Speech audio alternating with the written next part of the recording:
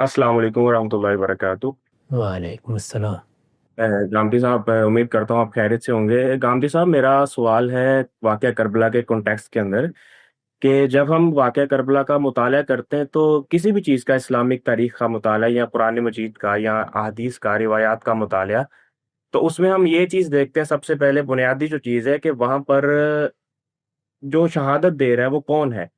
تو واقعہ کربلا میں جب بھی ہم اس چیز کا مطالعہ کرتے ہیں تو اس وقت جب یہ واقعہ پیش آیا میدان کربلا کے اندر، تو وہاں پر آئینی شہادت کیا کوئی دینے والا ہے؟ کیا کسی تاریخ کے اندر، کیا کسی روایت کے اندر، یا خود قرآن مجید کیا اس چیز کو ڈیفائن کرتا ہے، واضح کرتا ہے کہ وہاں پر آئینی شہادت کس نے دی؟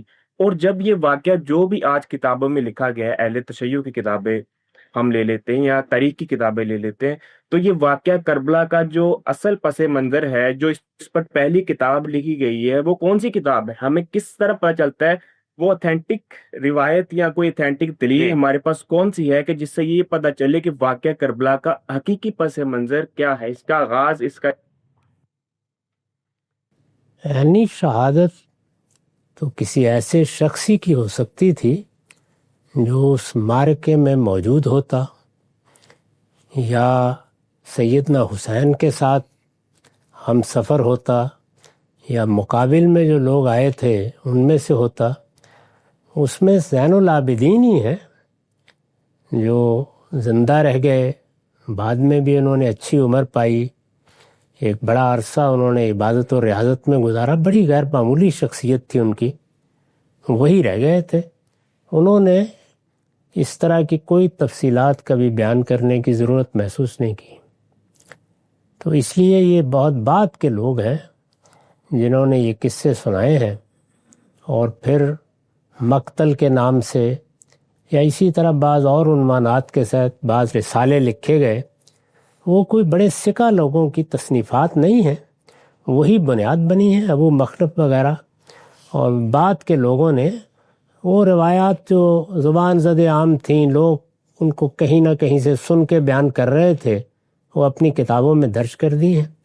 ان سب کو دیکھنے کے بعد میرے نزدیک اب صحیح طریقہ یہ ہے کہ آپ واقعے کو اگر سمجھنا چاہتے ہیں تو آپ ان میں سے وہ مواد الگ کر لیں جس پہ کوئی جرح نہیں ہے، جس میں کوئی اختلافی نقطہ نظر نہیں ہے۔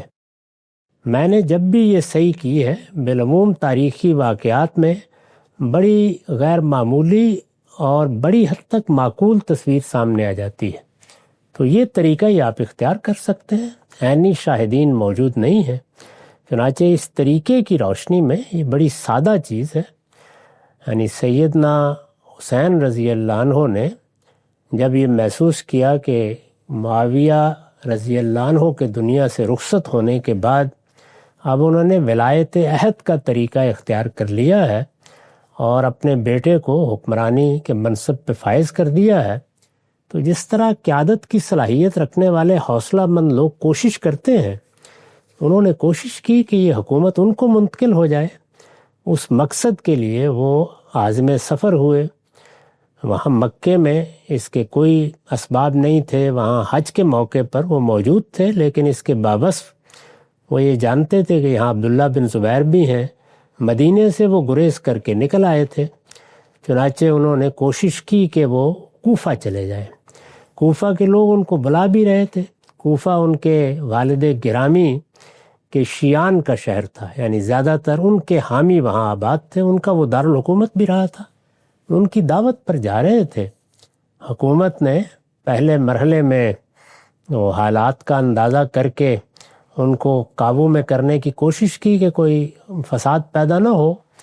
جب انہوں نے محسوس کیا کہ اس کے امکانات ہیں، تو جس طرح حکومتیں کیا کرتی ہیں، سخت طریقے سے نظم کو نافذ کر دیا اور حکم دے دیا کہ ایک ایسا گورنر مقرر کیا جائے جو وہاں جا کے معاملات سنبھال لے۔ چنانچہ یہ حادثہ بہت ہی افسوسناک حادثہ پیش آ گیا۔ میرے خیال میں اس میں جو کچھ کیا گیا اس کو بہتر طریقے سے کیا جا سکتا تھا اور مقاصد بھی حاصل کیے جا سکتے تھے۔ اس لیے میں سیدنا حسین کی شہادت کو مظلومانہ شہادت سمجھتا ہوں۔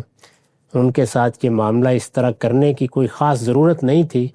انہوں نے کوئی لشکر نہیں بنا لیا تھا، وہ حملہ آور نہیں ہو گئے تھے، وہ اپنے خاندان کے ساتھ وہاں منتقل ہو رہے تھے۔ اس میں شبہ نہیں کہ ان کا ارادہ یہی تھا کہ کوئی تائید اگر ان کو حاصل ہوتی ہے کوفہ سے تو وہ کوئی اقدام کریں گے. جب وہ کرتے اس وقت دیکھ لیا جاتا. اس وقت تو خود انہوں نے جو تینوں صورتیں پیش کر دیں وہاں پہ، ان میں سے کسی کو بھی قبول کر کے معاملہ ختم کیا جا سکتا تھا. ان میں حکومت کے لحاظ سے اگر دیکھا جائے تو سب سے بہتر صورت وہ تھی کہ مجھے یزید کے پاس جانے دیا جائے، میں اس سے اپنا معاملہ خود کر لوں گا. یہی کرنا چاہیے تھا، لیکن ابن زیاد نے اصرار کیا. اس کو انہوں نے اپنی اہانت سمجھ کر شدت سے اس کی نفی کی اور یہ حادثہ پیش آ گیا.